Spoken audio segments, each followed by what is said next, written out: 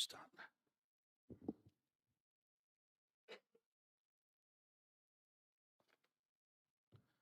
Sorry, Ikhwan, I just had an accident.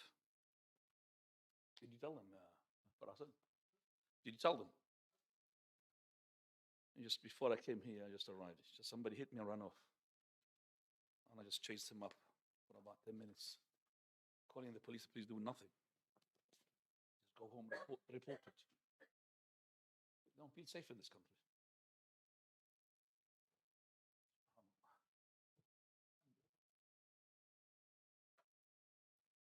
What annoys me is the police, they don't know nothing.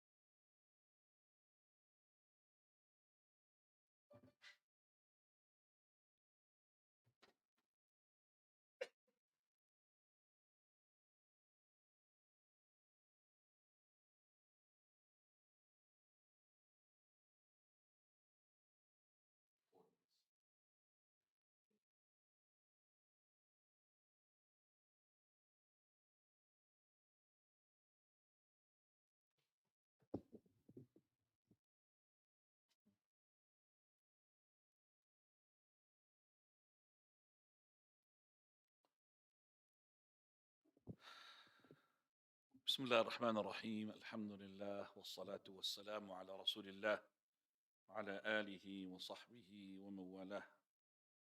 Tonight is the third night of Jumaadaa Al-Aakhirah 1445, and it's the 2nd of December 2023.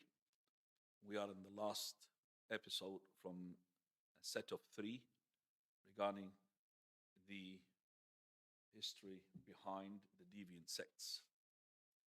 This one, inshallah, we will conclude our talk. First, we want to talk about the hadith of the Prophet ﷺ, which says that the Jews had split into 71, all of them in hell except for one. And the Christians split into 72, all of them are in hell except for one. And of course, these ones are the followers of their prophets. And then my ummah, he said, will split into 73, even more than the Christian and the Jew, all of them in hell except for one.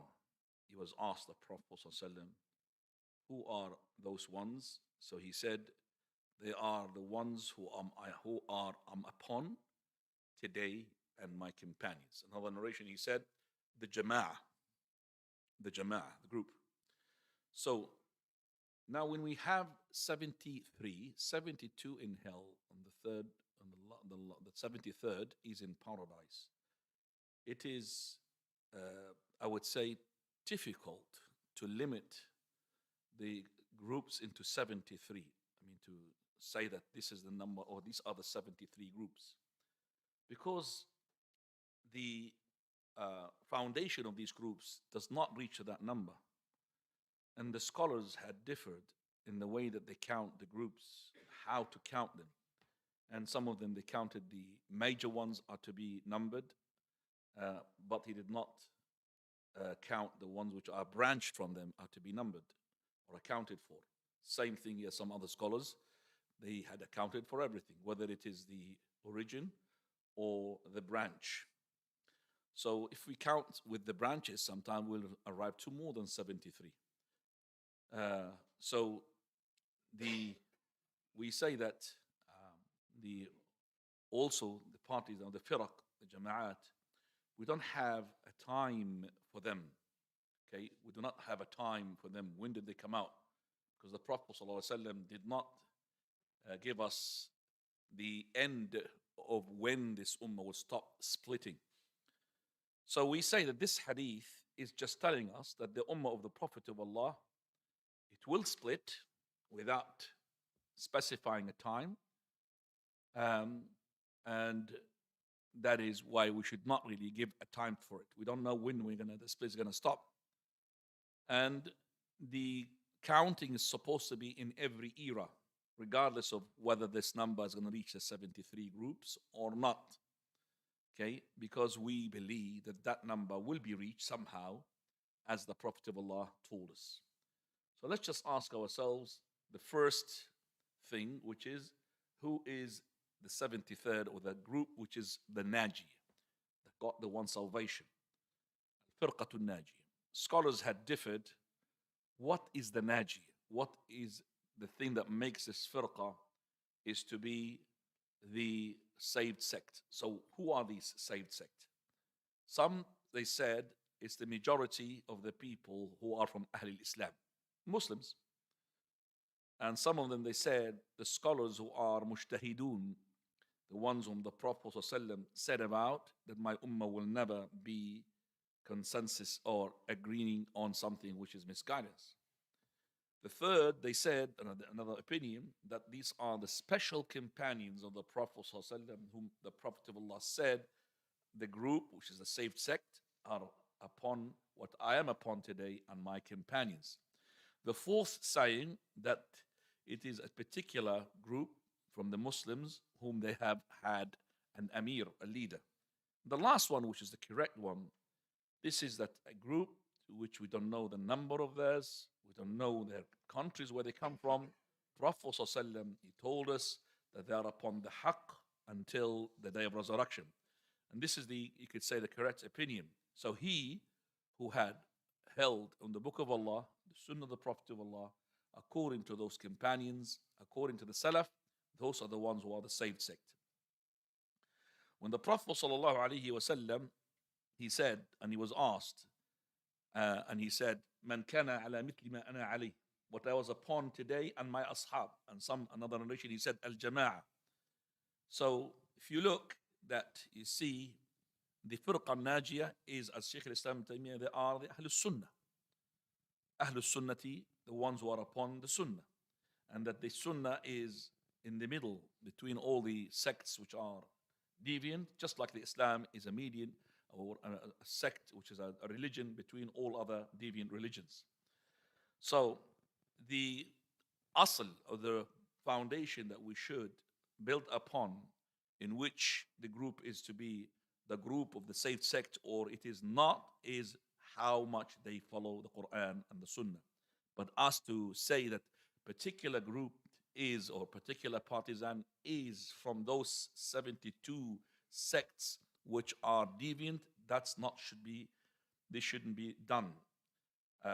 But we have some scholars, they have at the time, at the beginning, like for example Abdullah ibn Mubarak and Yusuf ibn Asbat, two great imams, they have said that the bid'ah comes from four.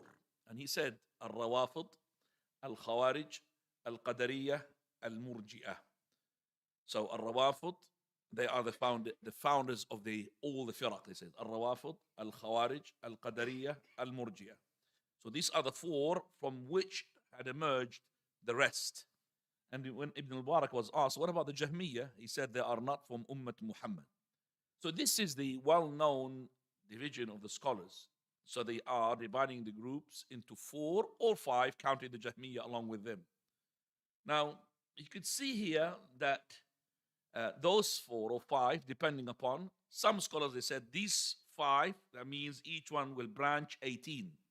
By 12. If there are 4, they will branch 18. 4 multiplied by 18 becomes 72. We say, the scholars who are correct, they say that we cannot really make the groups, or each one has the same branches. Some of them have more. Like we know, for example, that the Firqat Al-Rafid Shia, they have much more than 12 and 4. We have lots of them inside the Shia. Now, when the Prophet ﷺ said, all of it is in hellfire except for one, what does that mean? All of it in hellfire. Well, first, that these will be under the threat of Allah subhanahu wa ta'ala. And they are just like the people of Ahl Kabair.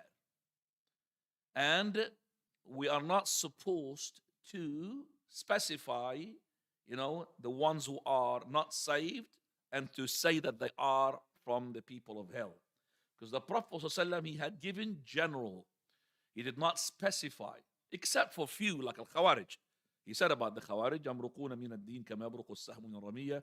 They are the dogs of hellfire. They will pass through the religion like the arrow passes the game. Okay? So, some of those firaq, we cannot even describe them from the 72 because they are away from Islam. Because the Prophet ﷺ, he said, تَفْتَرِقُ أُمَّتِي. My ummah is the one who's going to split. So, like for example, al-firaq al-batiniyya, like the Ismailiyya, okay, those are not from the Muslims. Because as I said, they are batiniyya and the Islam is nothing to do with them.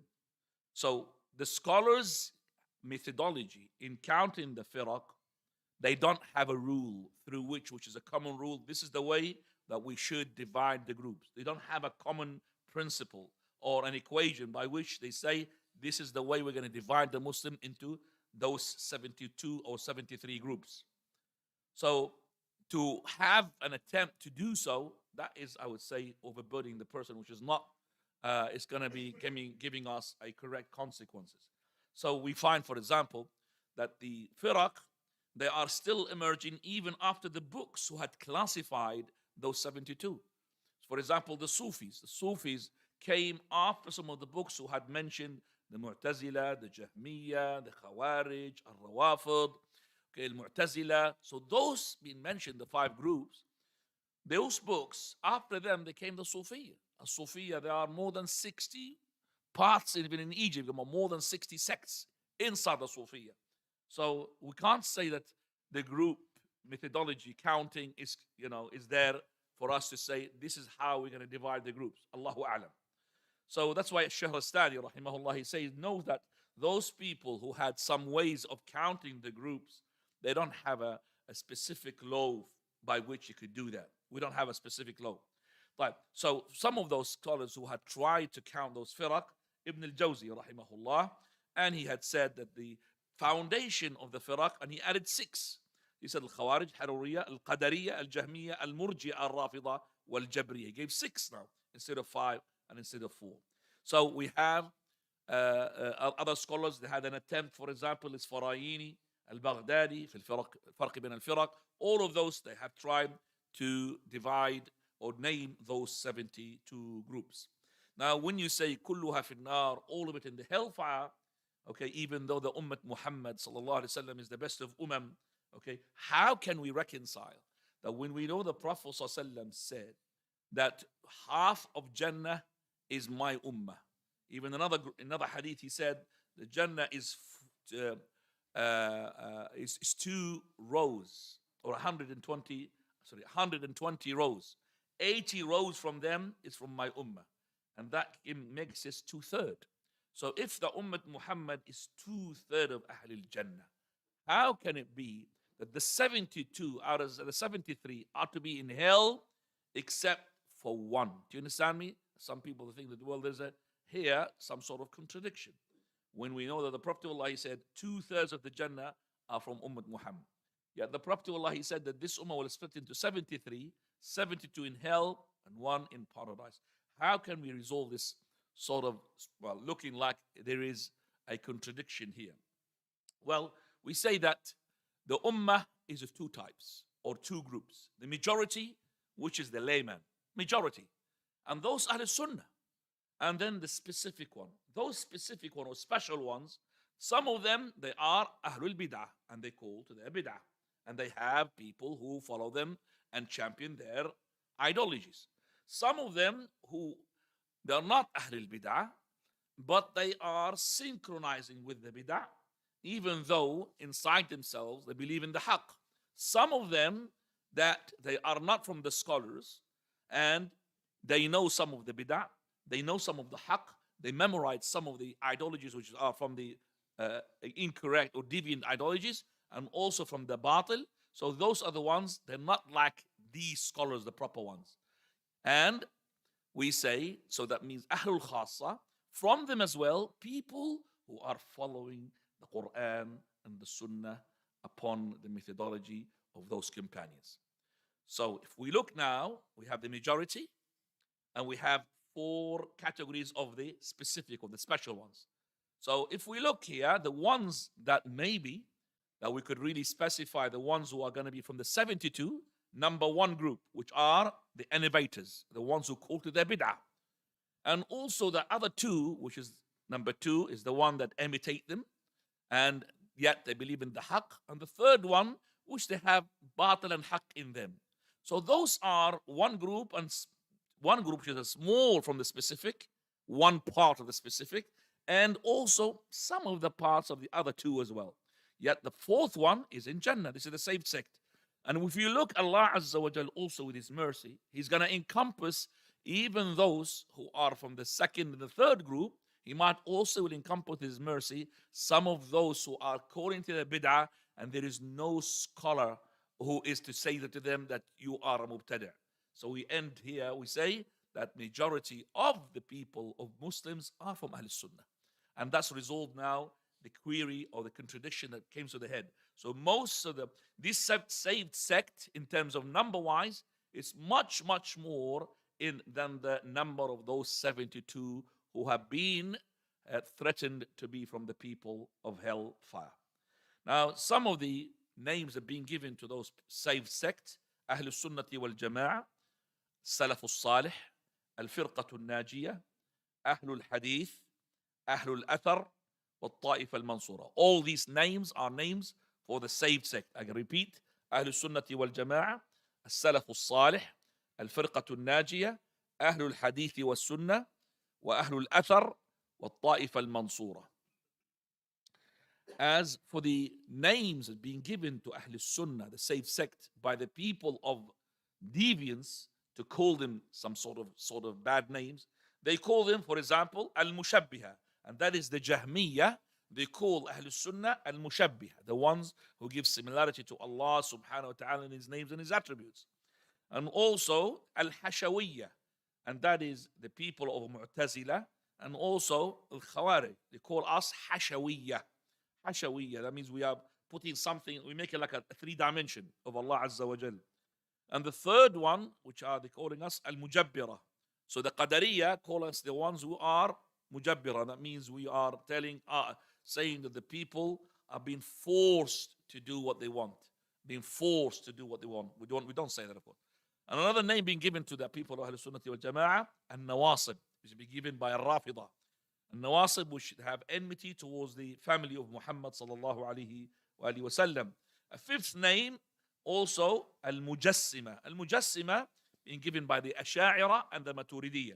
Mujassima, that means anthropomorphism, meaning that you're given like a similarity to Allah to a body. And the last one, which is Wahhabiyya or Najdiyya, being given to us by the Brelwis and the Sufiyya. Now we come into some of the sects. We start with the biggest one. And the biggest one, no doubt about it, is the Asha'ira. Al-Asha'ira. Al-Asha'ira. And I don't want to go more than 45 minutes. What time is now? We started, by the way? What time do we start? 8:05. So we still. Al-Asha'ira. Al-Asha'ira is one of the Kalam. Kalam, firqa, people of Kalam. Speech, they call it in English. Speech, Kalam. And it's the biggest group. And it attributes itself to Abu al-Hasan al-Ash'ari, who died 324 after Hijrah. So it's in the 4th century when he died. This is a group that emerged in the 4th century and afterwards. Its roots started with some sort of dispute and quarrel in speech and using the intellect, which the Imam Abu al-Hasan al-Ash'ari took it from Ibn Kullab, Sa'id ibn Kullab, which we talked about in the, I think, the first or maybe the second episode of this 3 episodes class. And it's all of it to do about Kalamullah subhanahu wa ta'ala, the words of Allah. and also his af'al, which is al-ikhtiyariyah, what his actions. And also they say al-kasb. What is al-kasb? Nadariyatul kasb. Kasb means earning. Al-kasb, according to the Asha'ira, is that the ability of the person is linked to his action, but without any effect. So when you raise up the mobile, you have an ability, okay, and also an action, a will and action. But that will of yours, it hasn't got any effect. But Allah Azza wa Jal will create the action when this ability goes with the thing that you want to move. So this is actually same thing when they said about Kalamullah Azza wa Jal, and they wanted to refute the Mu'tazila. They said, we don't say Kalamullah is created, but we say it is Kalam. It looks like the speech, but it is inside. So the inside of the person, what do you call it? Huh? The internal speech, huh? Yeah, eternal and internal as well. Internal, yeah. The internal speech of the person, that's Kalamullah. That's why the scholars had named the Asha'ira to be Mukhannatha. Mukhannathatul Mu'tazila. Mukhannatha means a human being which has got two private parts, male and a female. So we don't know where is he. So we don't know, are they Mu'tazila or they're not Mu'tazila? So they're fluctuating. So when they say the Mu'tazila, that Quran is not Kalamullah, they said, no, we refute you, but we say it is ibara. It's supposed to be representing the words of Allah. But the words of Allah is internal or eternal, actually. Dr. Frost, he said. So it is, it is not really, you're not like this or like that. They're not 100% with the Sunnah, and they're not 100% with the Mu'tazila. Same thing when it came here, that we, as Ahlul Sunnati wal Jama'ah, I would say, we have a will, and that will is the one that will have the effect for the action. So we say we are the ones who have the will, and we create. Do you understand? We have the will and we have the power and to do the actions. But the Mu'tazila, they have said the other way around. They said the person, he creates his own actions. The person, so this has nothing to do with Allah. Allah does not create it. But we say Allah created my power, created my will, and He gave me the power and the will to decide to do. So my creation is created by Allah Azza wa Jal. Those, because they want to keep away from making Allah subhanahu wa ta'ala creating the evil, they say, well, we don't say Allah create evil. So you are the one who creates your action. So they have made two gods, God of the good and the God of the bad. So when they said you create your own action, they saying this to say that Allah does not have anything to do with your actions. Do you understand that? Got nothing to do with your actions. So you steal, it's you to blame. Allah did not. It's not the will of Allah for you to steal. So your will is bigger and more powerful than the will of Allah Azza wa Jal. Whereas the Asha'ira, they said, no. We don't say that he creates his own action. But we say that he's got a power and he's got a will, an action, but his power is not mu'athir. It's not really the one that made the action to do. It's actually Allah created it when you have the power. So it's in between. They're not really clear. Ahlul Sunnah, and they're not clear from the Mu'tazila. That's why they call them Al-Mukhannatha. They are not really this or that. Also, these are the people who had come, Al-Sha'ira, when there was a dispute amongst the ones who are saying you are majboor, you're being forced to do what you do, like the Jahmiyyah, and Al-Irja', like the Mu'tazila, the one you say that you create your own actions. And then it got developed more and more until in the 8th century, it was known to be not just firqa kalamiyya, it's actually firqa aqlaniyya, philosophers, intellectual, and also to do with the graves, linked itself to the graves. And they've got murji'ah and chabriya, the opposite, which is murji'ah, the one who does not believe that their iman goes up and down, or they don't believe that the person the Iman is comprised of three things, and the Jabriya who says that the person who has no power, Allah does everything and he's got no will. So this is the Ash'ariyah in general. The Ash'ariyah are linked to Abu al-Hasan al-Ash'ari. Abu al-Hasan al-Ash'ari, he has three phases that he passed through. First one, which was Mu'tazila. And that was because of his Sheikh, Abu Ali al-Jibba'i. Abu Ali al-Jibba'i is the, you could say, the stepfather of his. He's the husband of his mother. And he was a Mu'tazili, Abu al-Hasan al-Ash'ari, until he was 40 years old. Then he left the Mu'tazila because he couldn't find some answers regarding some issues. Or it could be said that he had seen a dream of the Prophet ﷺ in which he was narrating the creeds of the Islam by narrations, not by intellect. Because remember, al-Musha'ira, everything is to do with Ahl al-Kalam, intellectual. So that's why he said that I need to depend upon naql, not aql, upon the text, قال Allah, قال رسوله. And that was the time when he left the madhab of his sheikh, the Mu'tazili, and he went to the second stage, and that is the stage of Sa'id ibn Kullab. Sa'id ibn Mansur ibn Kullab. This Kullab, the Abu Hassan, he took from him. And this Ibn Kullab, he came in a time where the people are Ahlul Sunnati wal Jama'ah.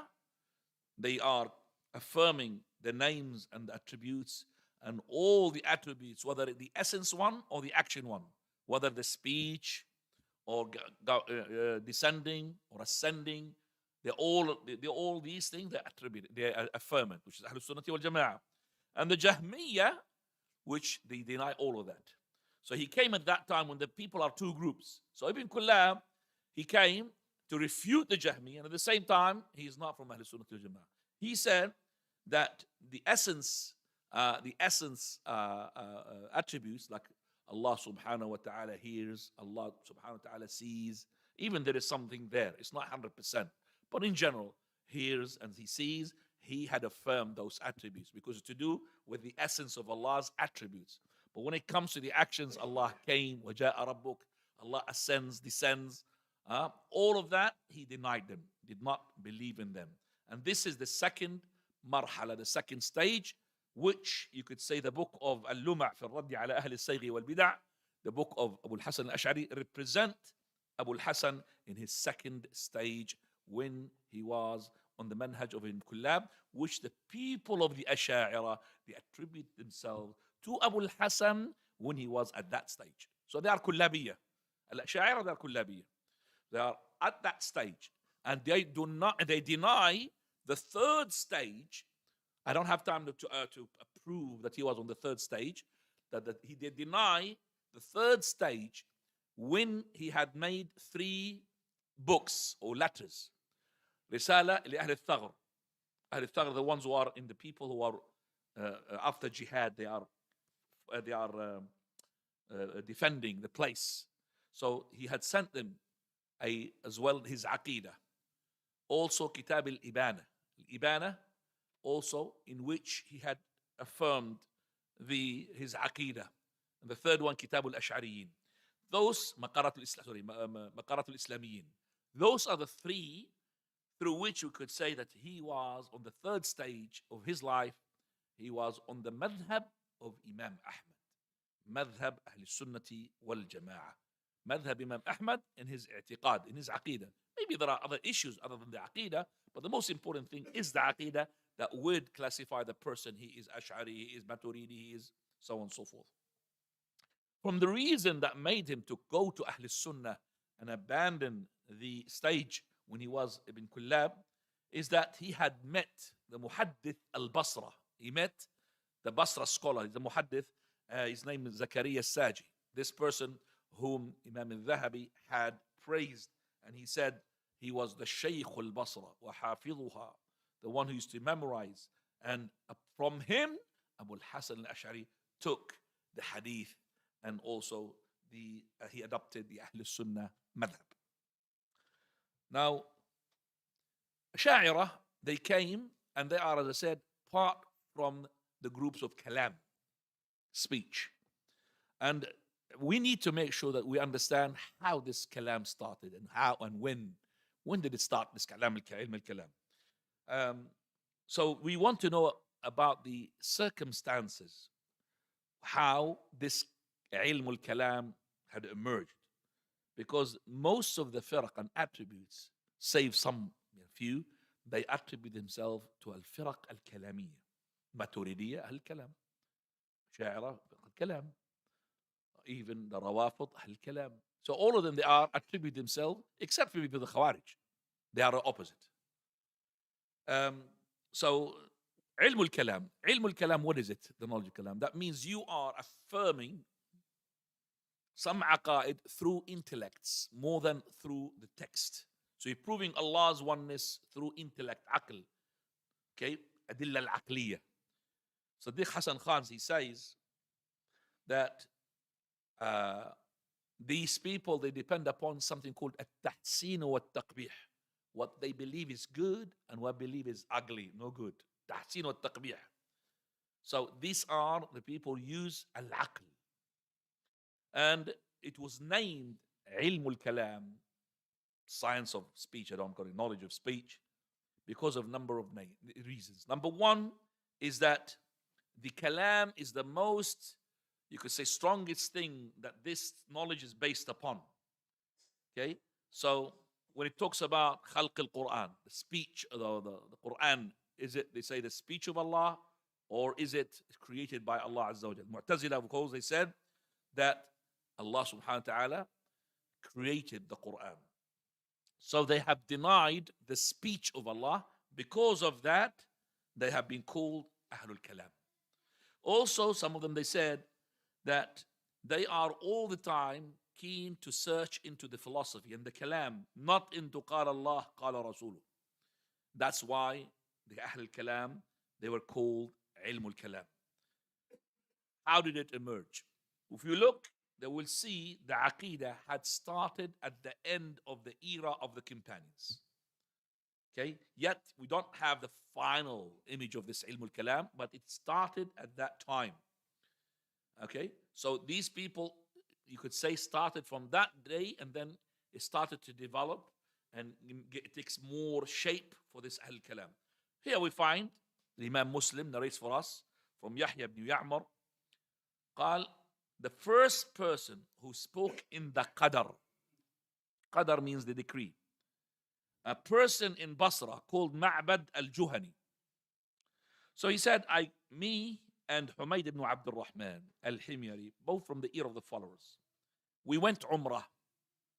So we said, if we just meet one of the companions of the Prophet of Allah, we could ask him about what these people, they claim and say. That is Ma'bad al-Juhani. So we met, alhamdulillah, Abdullah ibn Umar, radiyallahu anhuma. And he was entering the masjid. So me and my companion, we bear on both sides. One in the right and one on the left. And I thought my friend is going to let me speak. So I started saying, Abu Abdul Rahman, which is the kunya of Abdullah ibn Umar. Already there are some people had emerged. They recite the Quran. And at the same time, they seek the knowledge. And he mentioned some of that, things that they do. And then he said, and they claim that there is no fate, no decree. It's what you do. And the amr unuf, meaning that it's just, whenever you start something, it is just there, and then it wasn't being documented before. It is not in the knowledge of Allah subhanahu wa ta'ala. So he said to them, if you meet these people, tell them I've got nothing to do with you. And they are nothing to do with me. I am not nothing to do with them, nor they have got nothing to do with me. By the one whom Abdullah ibn Umar makes an oath with, meaning Allah. If one of them is to have, like the Uhud in gold, in terms of weight-wise, and he spends it for charity, it will not be accepted by Allah until he believes in the qadr, until he believes in the decree. And then he gave us the hadith, which is the hadith of Jibreel, the long one, the hadith of Jibreel of Ihsan, al-Iman, al-Islam, okay, and the Sa'ah, and the hour. So this is the first time when Ahl al-Kalam had emerged. Ma'bad al-Juhani talking into the qadr. And also, some of the scholars, they said that the Ma'bad al-Juhani and there is Ghaylan al-Dimashqi, well-known names, and Yunus al-Aswari. But these two names, Ma'bad wa Ghaylan, okay, those are the ones who had denied to give khair and shar to the qadr. We know, we believe in the qadr, khayrihi wa sharrihi, the evil of it and the good of it. But he denied that, which is the sixth pillar of Iman. Then emerged after that, which is at the time of Imam Ahmad, the saying of Khalq al-Quran. Khalq al-Quran means the Quran is to be created.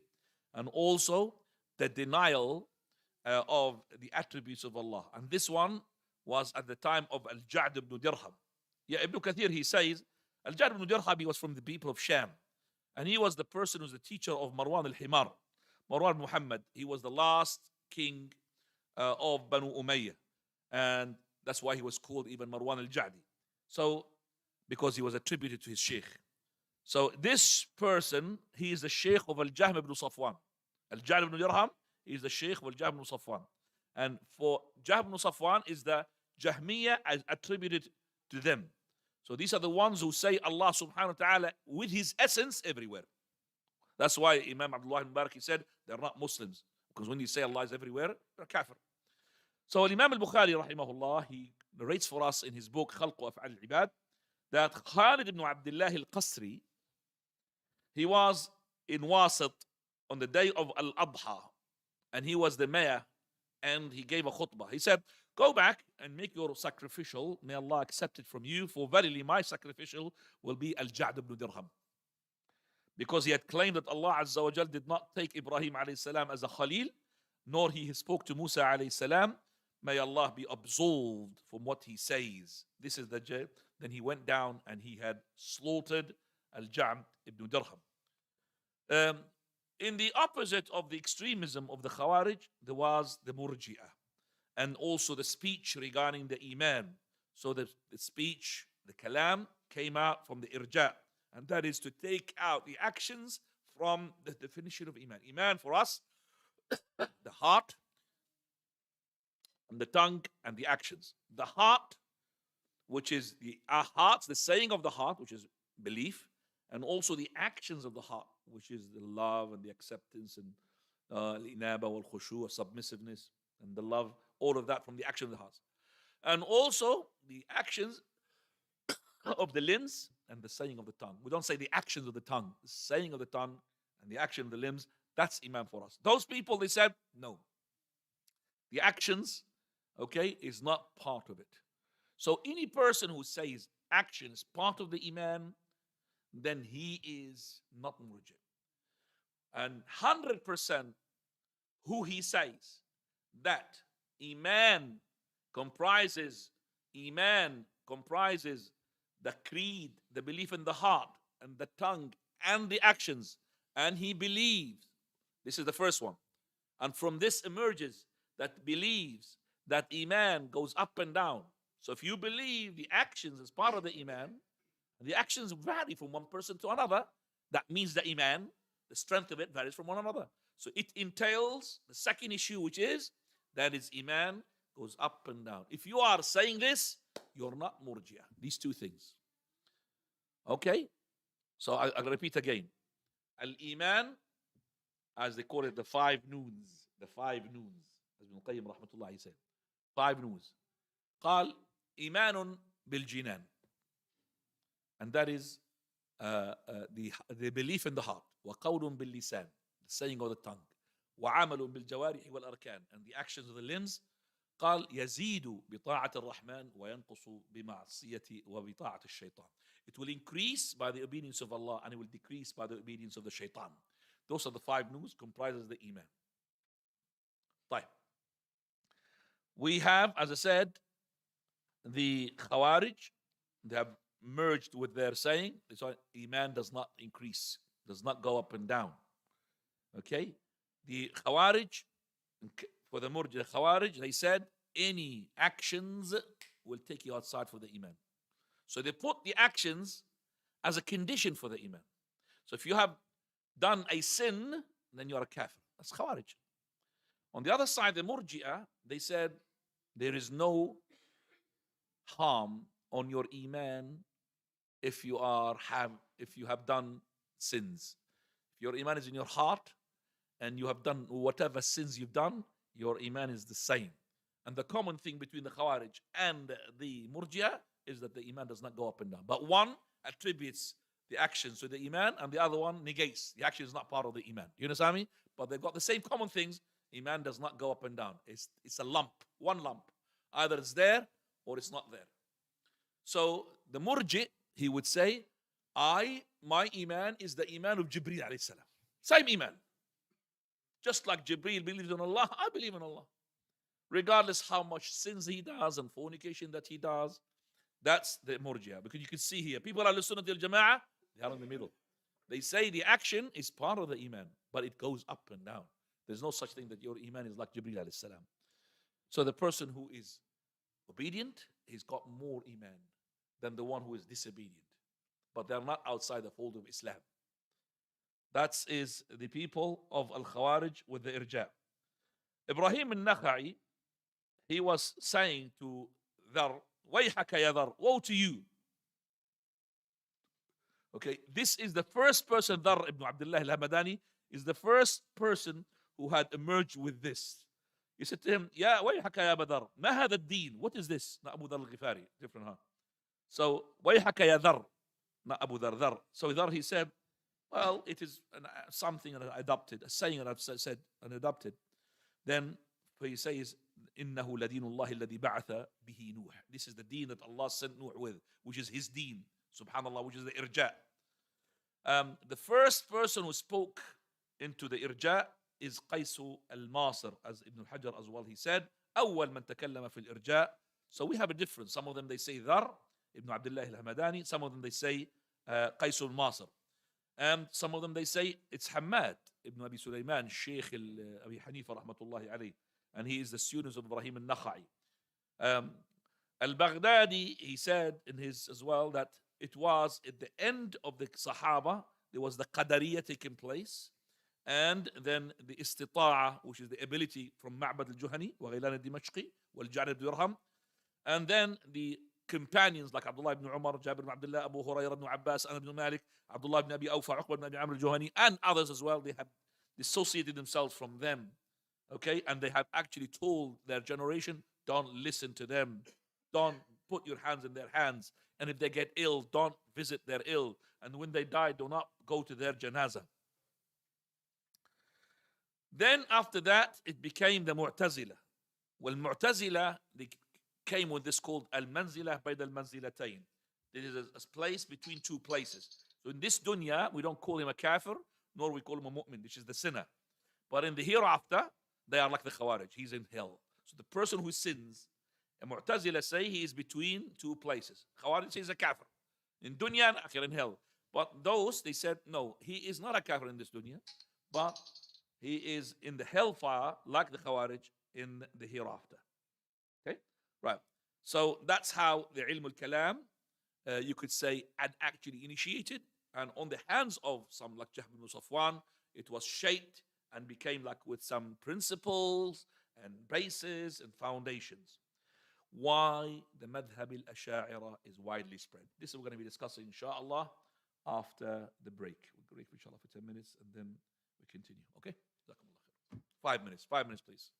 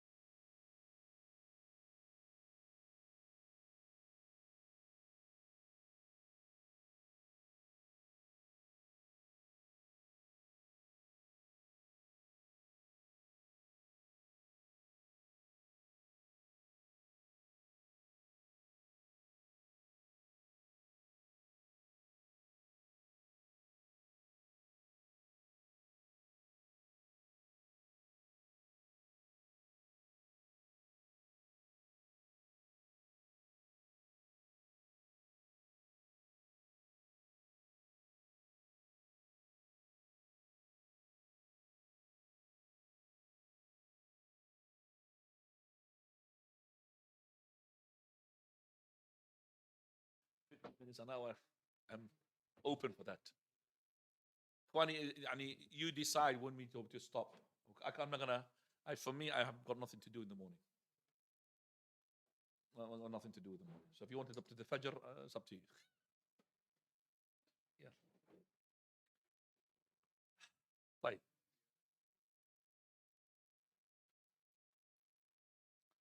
الحمد لله والصلاة والسلام على رسول الله وعلى آله وصحبه ومن والاه. All praise due to Allah, and my peace and blessings be upon His Messenger Muhammad sallallahu alaihi wasallam. I need to be fast in order to give you time for questions. What is the reason? This is a question. Why is it the madhab al-Ash'ari is spreading so much, more than any madhab and more than any all those Maturidis? Why most of the people now, they call themselves Ash'ari? We need to ask this question, and we have no doubt that the Ash'ari madhab is actually the predominant madhab at the moment. Some say that if it is not the manhaj of Allah Azza wa Jal, how come that we find so many scholars adapting that methodology? Can I just, sisters, please pay attention? Jazakumullahu khairan. First of all, we say that why that so many scholars had adopted the madhab of the Ash'ari. You see that we say that because of their intellectual approach in proving or disproving the bid'ah of the Ahl al-Bid'ah, like the Mu'tazila, and they thinking that the way to hold on to the Quran and the Sunnah is by using the knowledge and the aql, is the reason, or one of the reasons, that made some of the scholars and fuqaha adopt such a madhab. Also, that the some of the sayings, or so many of the sayings of the Ash'ari is haqq and true. Not going to say that batil.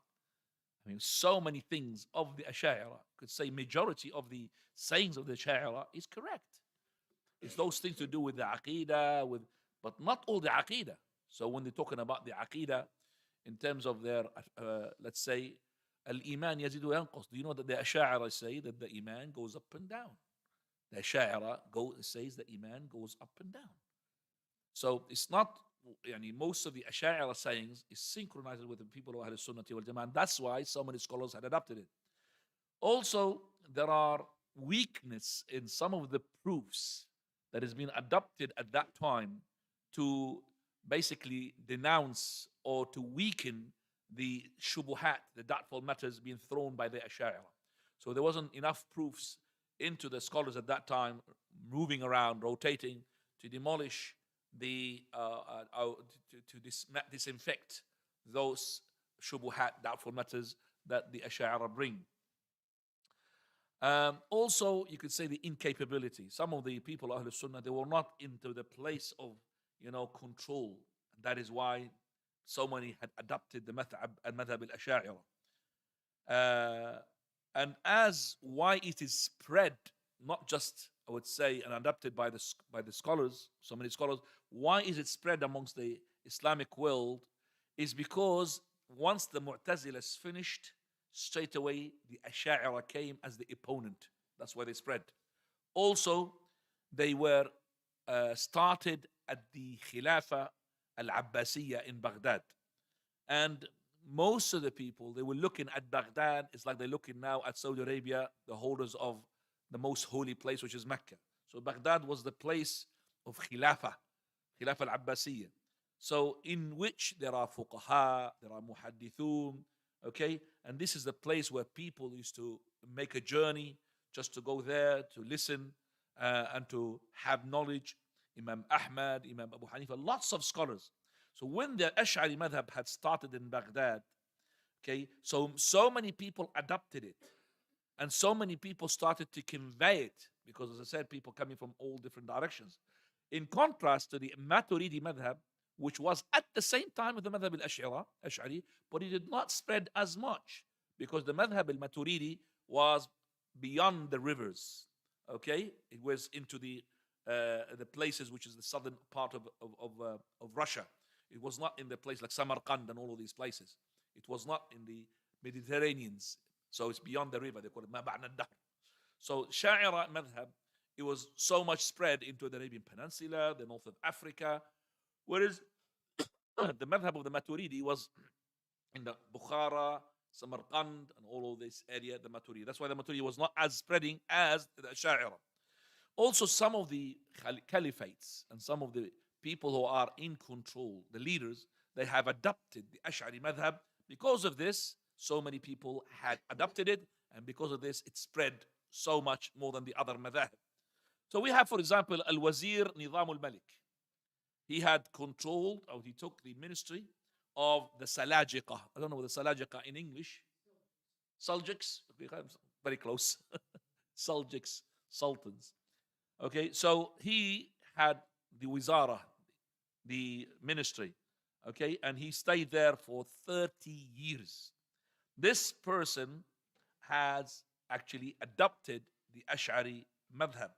So Nizam al-Malik, he was upholding Sufism, Qushayri, Al-Juwayni, and all of these are imams of the madhab al-Ash'ari. So those the people that used to give the classes and the lessons, of course, on the madhab of al-Shafi'i. So the madhab is Shafi'i, but Shafi'i himself, he was not Ash'ari. Imam al-Shafi'i was not Ash'ari. Okay, Abu Hanifa is the one for the Maturidi, but Abu Hanifa was not a Maturidi, if you understand me. Okay, Shafi'i and Imam Abu Hanifa were Salafis, all of them. So any person who's the madhab al-Shafi'i, you'll find him is most likely an Ash'ari. And the people who are Hanafi, most likely they are what? Maturidi. You have to know this. Al-Mahdi bin Tomart, Mahdi al-Muwahhidin, he is also in the 6th century who died. He had called for the Ash'ari madhab, and that is why he was a big role in spreading that madhab. Then we come to those Zinki, which is Nuruddin Mahmud bin Zinki, the one who had fought the Crusades. And also after him, we had as well the Salah ad-Din al-Ayyubi. All of those had adopted the madhab al-Ash'ari, but they had a big role in fighting those aqa'id al-Batiniyya. What is that called, Dr. Farasit? Batini aqa'id. Batini aqa'id like Ismailiyya, the ones who are not Muslims. They pretend they look like Muslims, but they're not. They're called aqa'id al-Batiniyya, secret creeds. They've got secret, I don't know how to call them in English. So al-aqa'id al-Batiniyya, like al-Fatimiyya, al-Ubaydiyun, they're not Muslims. They're called Fatimiyun. They were in Egypt and they were in the north of Africa as well. Those, the people who are the first people who had introduced actually the Mawlid of the Prophet ﷺ. Those, they are aqa'id batini. They pretend that they are Muslims, but actually they are against Islam. They will cooperate with any non-Muslim to kill the Muslims. So he had a big effect. Muhammad ibn Nur Zinki and also Salah ad-Din Ayyubi, those, they had a big effect in fighting those aqa'id. From also the reasons why the madhab al-Ash'ari spread is that many scholars had depended upon it, they championed it, especially the fuqaha of the Shafi'iyya, secondly Malikiyya. Shafi'i and Malikiyya, from the latest one, like I'll give you names now, Al-Baqillani, Ibn Fawrak, Al-Bayhaqi, well-known names, Al-Isfarayini, Al-Shirazi, Al-Juwayni, Al-Qushayri, Al-Baghdadi, Al-Ghazali, Al-Razi, Al-Amidi, even Al-Izz ibn Abd al-Salam, the Sultan of the scholars, Al-Izz ibn Abd al-Salam. Also, Badr al-Din ibn Jama'ah, Al-Subki. Lots of people who adopted from these big, massive names, the Ash'ari madhab. So you need to know that those had a big effect in spreading the Ash'ari. Even some of them, they had to spread it in the area of the Maghrib, Moroccan area, which is between the Malikis, because the Maliki was there. So they adopted the Maliki madhab. So we have Abu Bakr al-Abhuri, al-Baqillani, and all his students as well. And also al-Baji, Ibn Arabi, Ibn al-Arabi. Also, they were adopting that. So we have so many of their big, massive names, star names, had adopted such such a party, such sect, which is such Aqidah al-Ash'ariyya, and why this madhab al-Ash'ari had spread a lot. Now we come to al-Maturidiyya. We come now to al-Maturidiyya. Al-Maturidiyya is also firqa from firqa al-Kalam. Kalam. and it was attributed to Abu Mansur al-Maturidi. It was established upon the intellectual proofs and kalam when it debates with its enemies. There are fightings of the Mu'tazila and the Jahmiyyah. The same thing as the Musha'ira came to fight the Mu'tazila and the Jahmiyyah. The same thing, also the Maturidiyya did the same thing. As Abu Mansur, he was al-Maturidi because of a city in Samarkand. It's called Maturid. Okay? Samarkand, he's a Hanafi. And he was called the Imam al-Huda wa Alam al-Huda. He was the Imam of the Mutakallimin at this time. As for his date of birth, scholars had differed because there is nothing there documented. But we know that some of his shuyukh and their shuyukh, their death was documented. So we know that he was at least 10 years old before his sheikh died. So roughly he was born at the year 238 Hijrah. So in the 3rd century. As for his death, it was 100 years after that, 333.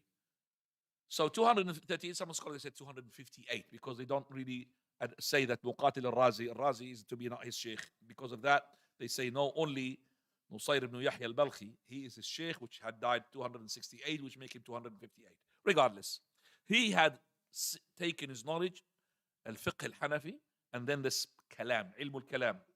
And that is from his big sheikh, Nasr ibn Yahya al-Balkhi. That is his big sheikh.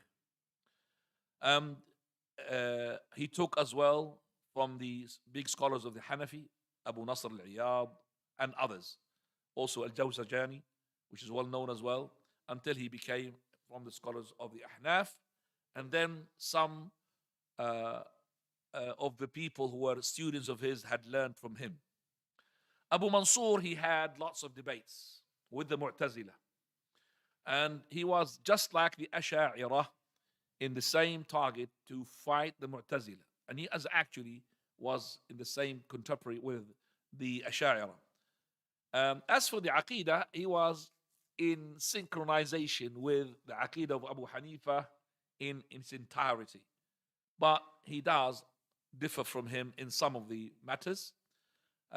So he had made lots of books. One of them, Bayan Wahm al-Mu'tazila, Ta'wilat Ahl al-Sunnah, so on and so forth. He just made some of my books here. I've got them in front of me here if you wish to take them. He was called the Imam of the Sunnah fi ma wara' al-Nahr, beyond the river, and Imam al-Huda. He stood in front of the Mu'tazila.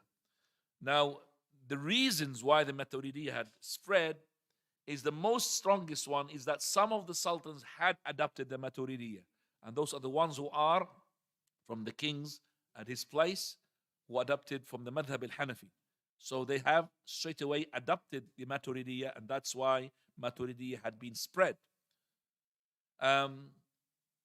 So because the Maturidiyya were actually representing the Madhab al-Hanafi, this is why they spread as well. So if you are Hanafi, then by equation, by default, you have to be Maturidi.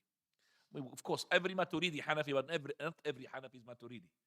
But at that time, most of the Hanafis are Maturidis. And it's known by the history, the second reason why they spread, that any presidents or people who are in charge or in control that are affiliated to a certain madhab, that madhab will spread straight away, very quickly. If they adapt that madhab. So if they adopted the Sufism will spread. They adopt Maturidism, Maturidism will flow and it will spread straight away. Now, as for the differ from the Asha'ira, they say Iman does not decrease or increase. So the Maturidis, not like the Asha'ira. Asha'ira say the Iman decrease and increase. So the Maturidis, which we call them Murji'atul Fuqaha. The Murji'a from what? The Fuqaha. The Murji'a from the Fuqaha.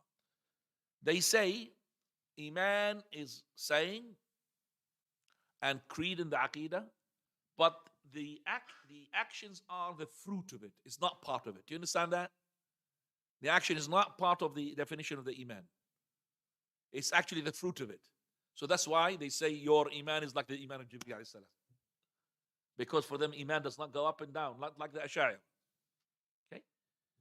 Now, so they are from the people of Al-Kalam. Now we're coming to the last one. I can't talk about Sophia and Rafida and the lots of them. I'll talk about the Murji'ah. Murji'ah means arja'a. It means that you have delayed. Arja al-amal an musamma al-imam. He had delayed and put behind the deeds. Iman, it does not comprise the deeds. That's the Murji'ah. And it's coming from the word قالوا أرجه وأخاه. So this is in the ayah, in Surah Al-Shu'ara. That means أرجه, that means make him to be delayed. من الرجاء. طيب. Al-Murji'ah are of two groups. One which is not known that much and one which is known. The ones who had delayed the matter of Ali and Uthman, this is not the one we're talking about. But the matter of Ali and Uthman, that means what Ali had done and what Uthman radiallahu anh done. And the other one, the Murji'ah, is the one who say Iman which has no actions. That's the Murji'ah. Okay, so the Murji'ah is Iman, no actions. قول بلا عمل. Iman is just a saying without an action. Action is not part of it. So you could fornicate, doesn't affect your Iman. طيب. Al-Irja', how did it start? As I said, Umar, the first fitna and then the second fitna. First fitna is what Hudayfa ibn Yaman told us about. That we were with Umar ibn Khattab, the caliphate, and he said, who is amongst you who memorizes the hadith of the Prophet of Allah for the fitna? So I said, it's me. I said, well, he said to him, maybe you are daring yourself to say it. Lillahi abuk, may your father maybe will be happy with you. What a man you are. So he said, I've heard the Prophet ﷺ saying, fitnatul rajul, the fitna of the man in his family, in his wealth, in his self, in his neighbor, in his children. This will be expiated by the fast and the salah, the sadaqah. So he said, I'm not talking about this fitna. I'm talking about the fitna that waves like the sea. He said, why do you want to ask about it, O leader of the believers? For very between you and that fitna, there is a gate and it's locked.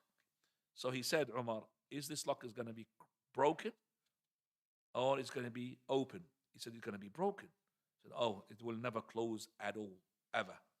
So when he left, we said to Hudayfa, the ones who are around, does Umar know who's that gate?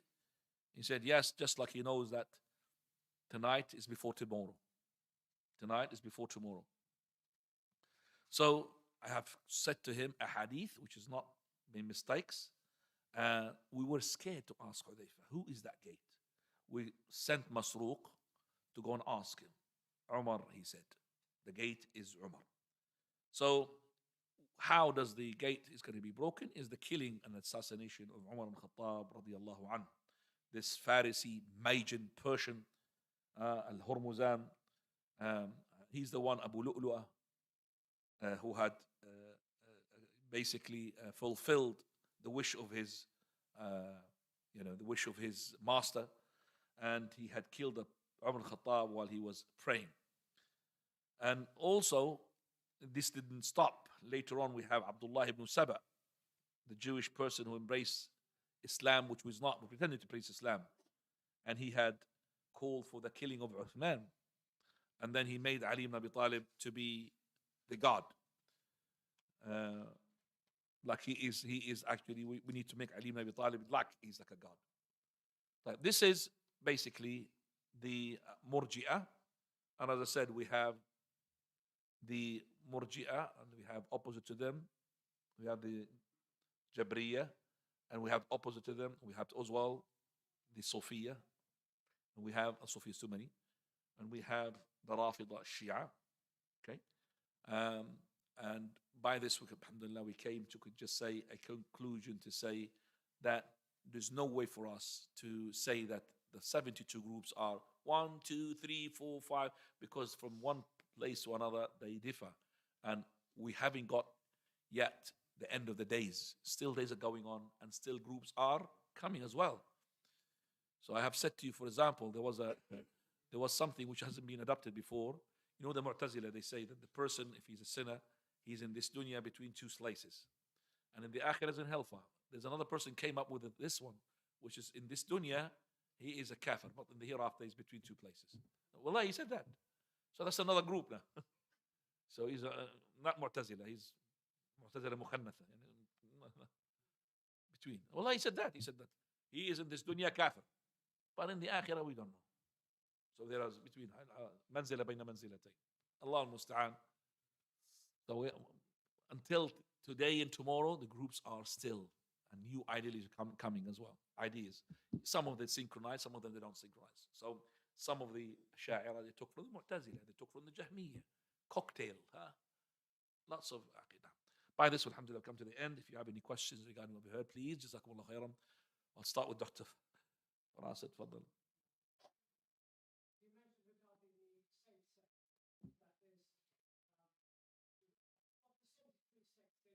there's the general masses or Muslims, the ones who don't have knowledge and they're from Ahl-Sunnah. This is one scholar. He's called Muqbil al-Yamani. Had wanted to resolve the dispute that comes to the mind. How come that the Jannah majority of them is Ummah Muhammad? Yet, Prophet of Allah said, we're going to split into 73, 72 in hell and 1 in paradise. That means most of the people are in hell. He's saying that this is not related to the numbers. So the 72 going to go to hell in number, they're not going to be as many as the ones which are the safe sect. Because the safe sect includes Al-Awam. Al-Awam, those people who don't know anything, they are from Al-Sunnah. They're not from Al-Bid'ah. They want to know nothing. By the way, we have a Christmas tree here. I just saw it right now. I was blind. Are we celebrating it or something? should be here when we're teaching the class. Allah musta'an. Yeah, okay. You could put it on the other side. Allah musta'an. Because I'm looking at you, I'm just seeing it now. Right, so you want to ask me the groups? I'll tell you the groups of it. So majority of the Sunnah, and then this is the majority, and then the majority, which is the minority, the specific ones. The specific ones are of 4 categories. 1, Ahlul Bid'ah, they call for their Bid'ah. 2, the ones who adopt their Bid'ah, but yet they believe in the Haqq.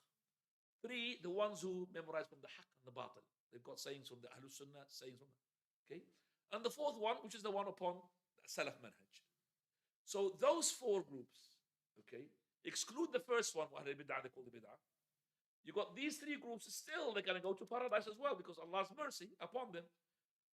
Definitely Ahlul Sunnah wal Jama'ah, they are the ones that safe sect, which is with the majority of the groups, which is Ahlul Sunnah, and also the other 2 groups, which is adopting and memorizing. Okay, Allah's mercy can encompass them. And not only that, from the first category of this minority, which is the one that calls to the bid'ah, maybe somebody will repent. Maybe somebody had his bid'ah because he had nobody to tell him this is bid'ah. This is the way forward to the deen. So we end up that the majority, they will be in Jannah. Do you understand me? So the 72 sects, it doesn't mean there are a number, people number, more than the saved sect. Second, so the first Ahlul Bid'ah, you know, the ones who call to their Bid'ah. Like Mu'tazila, Khawarij, they call to their Bid'ah. The ones who are, they believe in the Haqq inside themselves. But at the same time, they are championing their Bid'ah because of maybe they are in the same family, in the same tribe. They can't do anything about it. They believe in the Haqq. But in the outside of theirs, they're supporters of this bid'ah. They're not saying anything against it. The other ones, they're not scholars. If they are scholars, they would know the haqq. They're in between. So they want the haqq, so they memorize some of the bid'ah. They say, for example, some kalam, and at the same time, they have Quran and Sunnah at the same time. Okay, that's the third group. And lots of them, these people. Allahu Akbar. Is that understood now? Anybody? Fadal, maybe.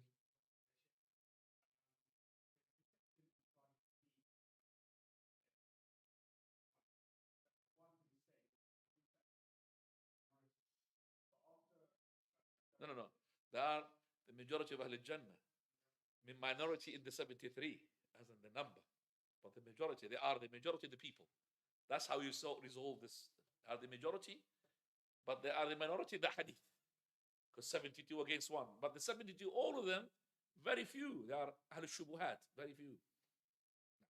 So many people from the people of Ash'ari, they are contributing themselves Ash'ari, but they don't know what is Ash'ari. They think this is what? That this is the haqq. So they are from Ahl Sunnah. Because they have no knowledge.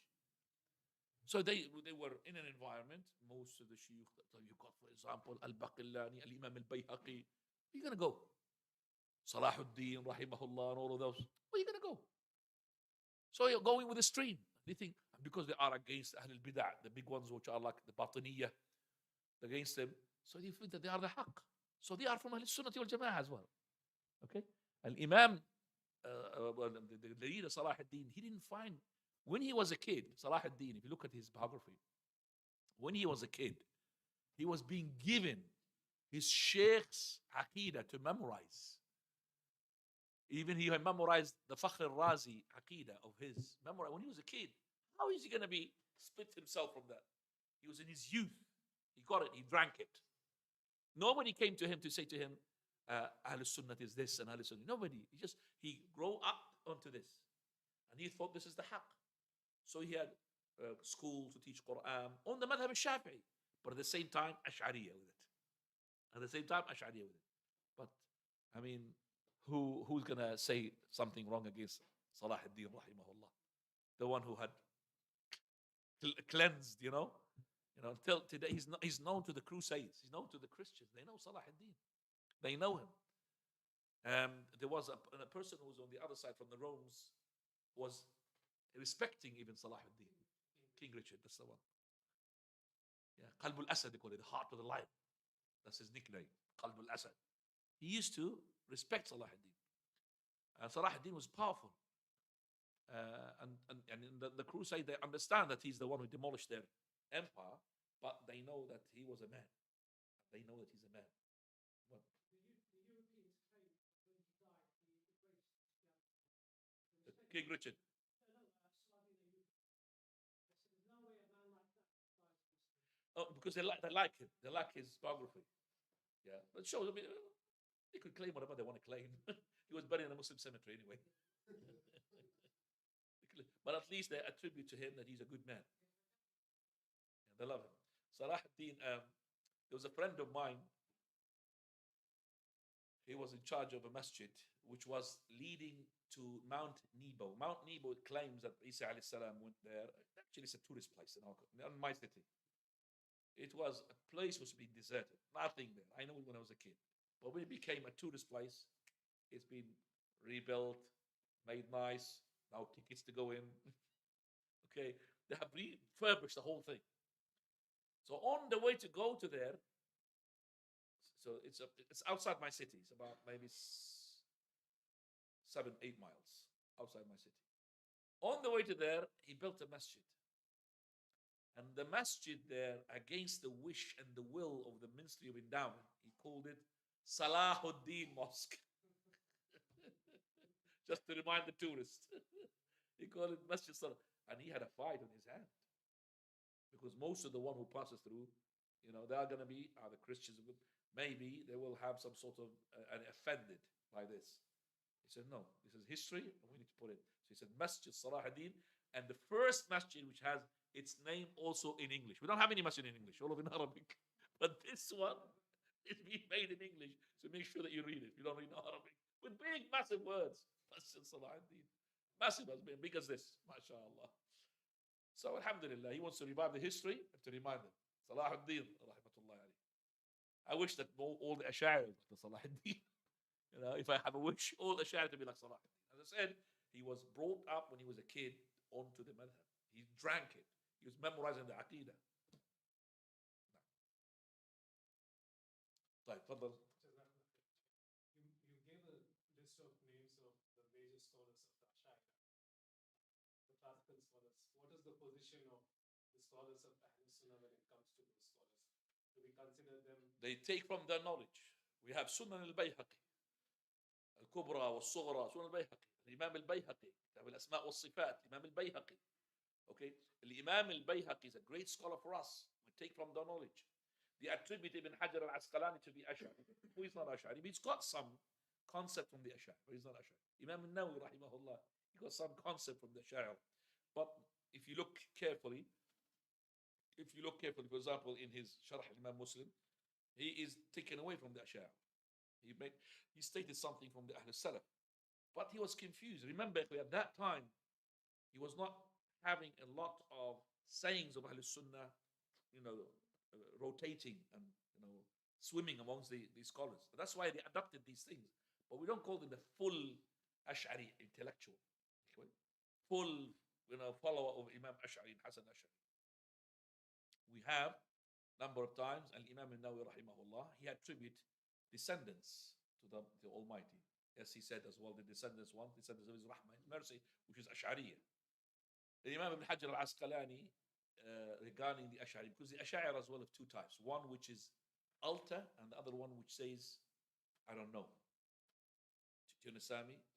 Some of the Ash'ari, again, the attributes, they alter. Like, for example, they say, yad means power. Hands means what? Power.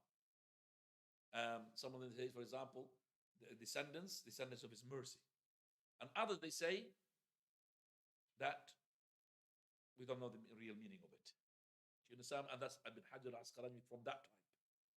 He's not from the type he says to alter, to change the meaning of it, to say descendants of his mercy.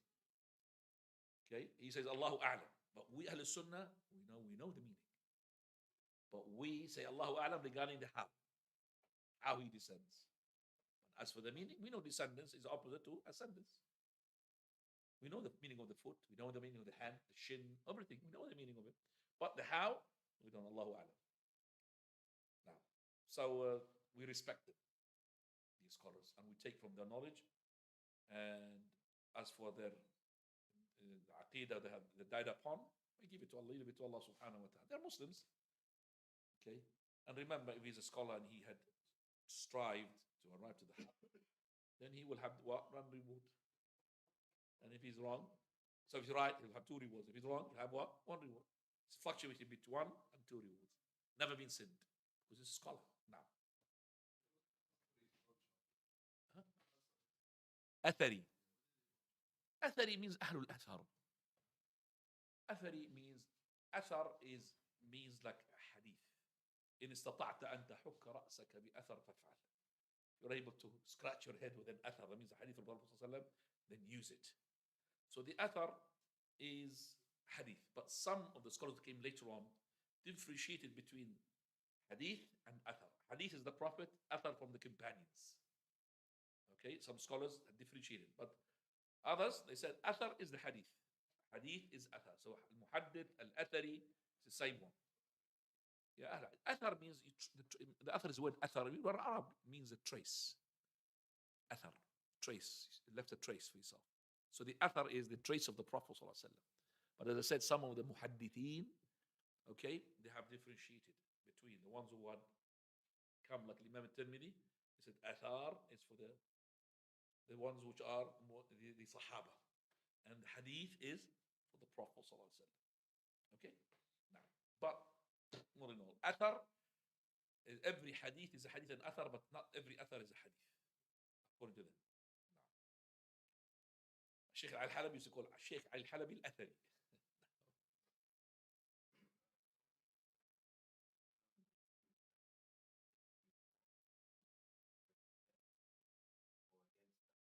What group is?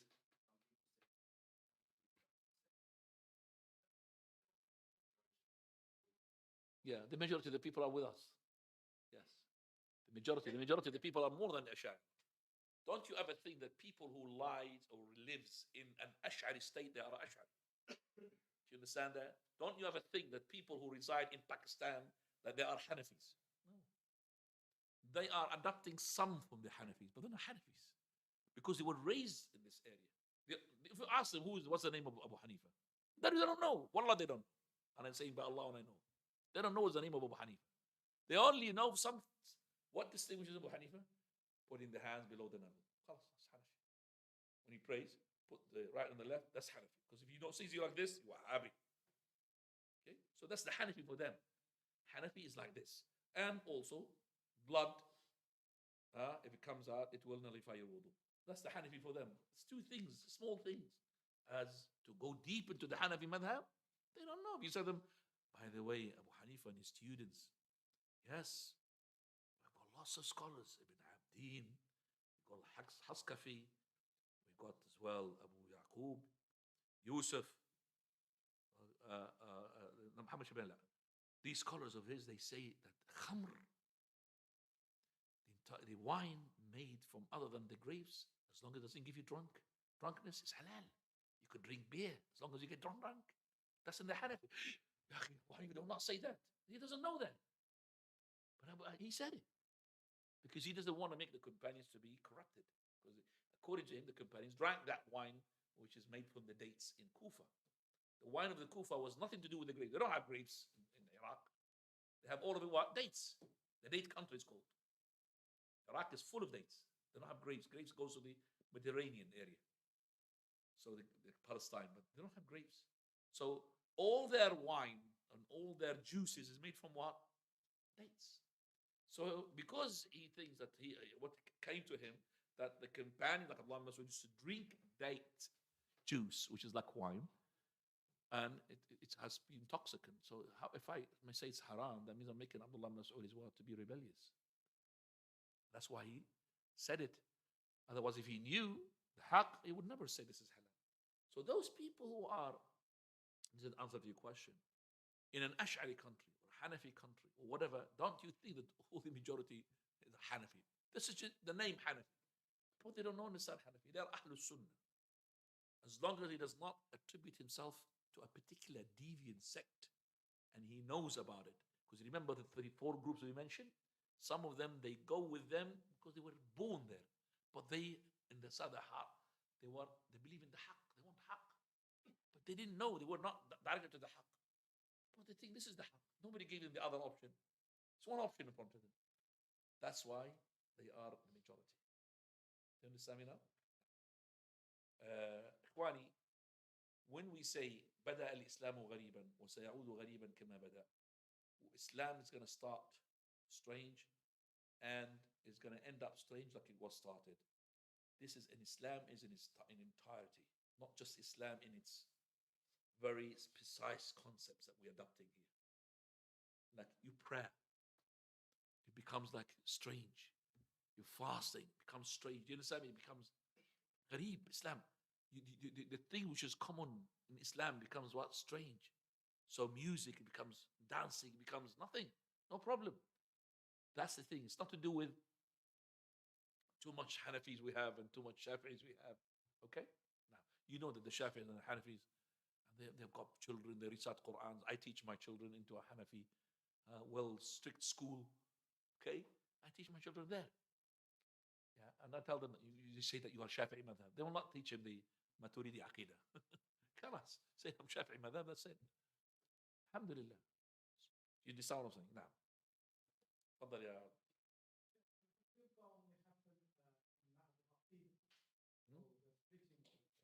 splitting the sects. Aqidah must be. It has to be.